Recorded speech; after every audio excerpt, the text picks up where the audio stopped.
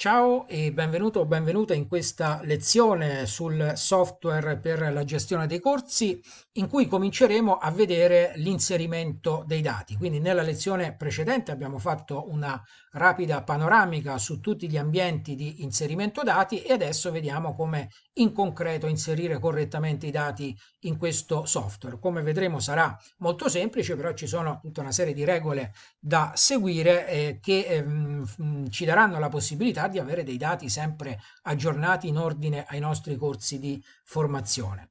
Quindi abbiamo visto che ci sono da inserire questi dati qua su in alto e che ci sono da inserire altri dati in relazione ai partecipanti, ai docenti, al registro delle lezioni, anche ai documenti e alle scadenze del corso.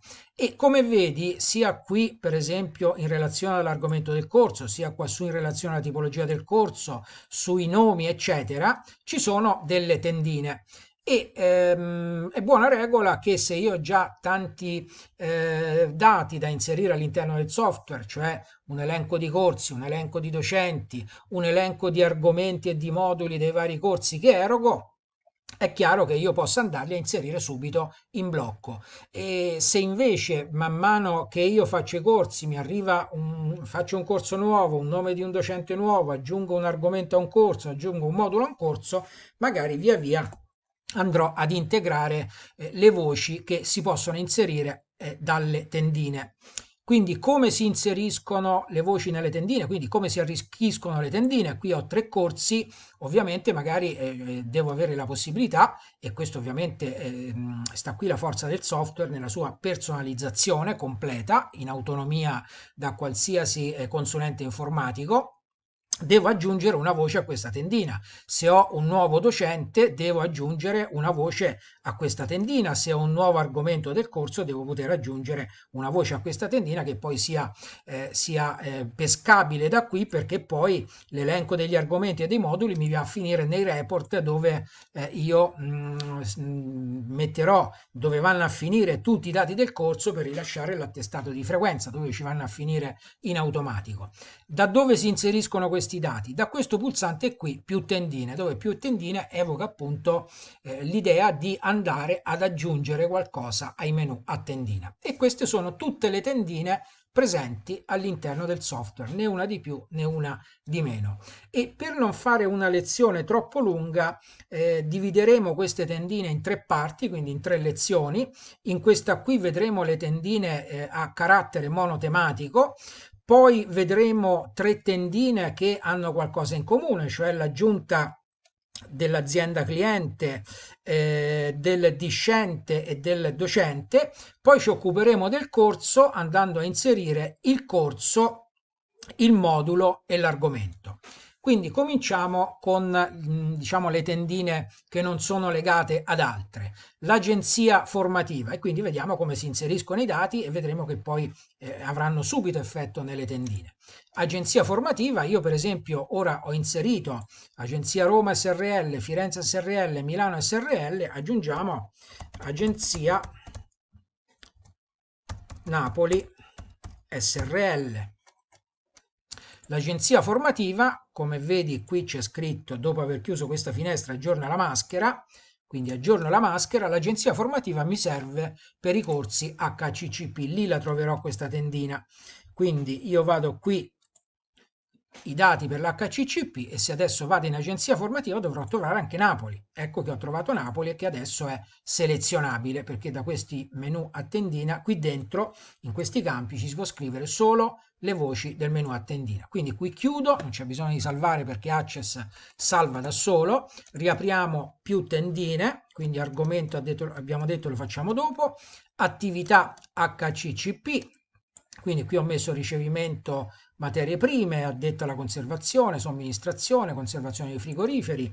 Mettiamo stoccaggio materie prime alimentari, e qui vado a chiudere. Anche qui aggiorno la maschera, anche questo mi serve per l'HCCP.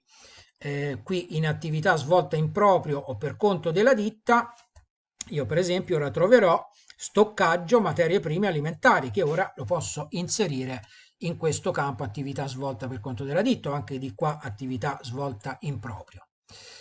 quindi chiudiamo, andiamo ancora qui, azienda cliente abbiamo detto dopo, categoria HCCP, quindi ora io non conosco le categorie dell'HCCP, qui ho messo categoria 1, categoria 2 e categoria N, sono delle categorie stabilite dalla legge che ovviamente chi fa i corsi HCCP conosce.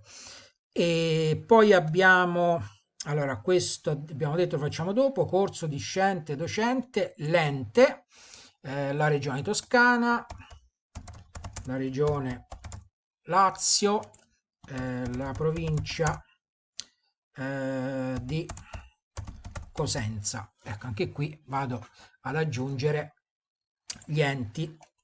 Dopo aver chiuso, come al solito, vado ad aggiornare. Ora vediamo dove era l'ente erogatore del corso, ente autorizzante, sempre riguarda l'HCCP, anche questo, provincia di Cosenza, regione Lazio, e qui andiamo a mettere provincia di Cosenza. Queste sono le categorie che abbiamo visto prima, la possiamo cambiare, salvare, andiamo ancora a più tendine, quindi queste sono le materie che sono insegnate dai docenti, quindi non gli argomenti del corso ma le materie. Mettiamo spagnolo, conversazione, e quindi se ora vado ad aggiornare e per esempio qui nel registro in questo corso, ora supponiamo che sia un corso di spagnolo, io vado qui ai docenti e adesso nella materia dovrò trovare spagnolo conversazione. Ecco che trovo spagnolo conversazione. Andiamo ancora alle tendine, quindi abbiamo messo la materia, il modulo dopo, la piattaforma multimediale, qui ora io ti faccio vedere sempre nello stesso modo, piattaforma N, quindi la piattaforma multimediale che eroga il corso di formazione di cui noi H al lavoro riceviamo le credenziali per seguire le lezioni. Quindi anche qui vado a fare aggiorna, la piattaforma di formazione la trovo qui, ecco che trovo la piattaforma N. E ci manca, mi sembra, un'ultima voce che è la sede del corso, la sede 1, la sede 2, la sede N. Anche qui aggiungiamo, andiamo ad aggiornare e qui nella sede del corso ora troverò anche la sede N. Quindi abbiamo visto questo primo blocco, ora vedremo nella prossima lezione azienda cliente, come si inseriscono i dati a monte, perché lì sono più dati da inserire in ordine ad un unico oggetto, cioè azienda cliente, discente e docente, e questi sono dati che poi quando inseriremo vedremo che rimarranno per sempre, li potremo richiamare con un semplice clic. Ti aspetto alla prossima lezione. Ciao!